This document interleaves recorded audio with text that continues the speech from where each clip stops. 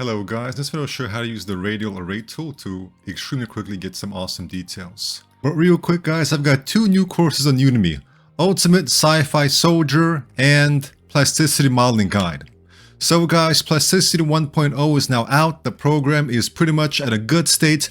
I like using this program guys, it's really fantastic. It's hands down the best 3D modeling program I've ever used. It's fantastic, and this guide will show you how to create this awesome industrial mech. As for the Sci-Fi Soldier, I've got some really good ZBrush hard surface sculpting techniques and then a lot of 3ds Max clean topology. So you get the best of both worlds, guys. Really cool hard surface ZBrush techniques and then all the retopology process in Max. All the Max videos are unsped up and the videos in ZBrush are a little bit sped up.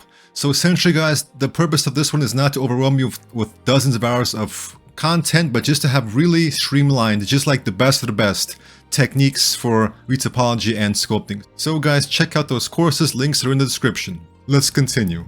So go ahead and create a cylinder and just pop it down, let's say right here.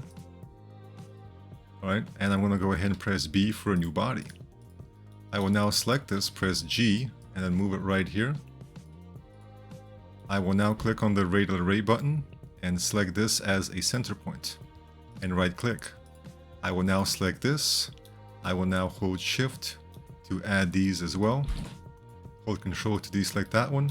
Q, and actually let's press W for difference. And there we go. So just like that guys, you can very easily get some really cool details.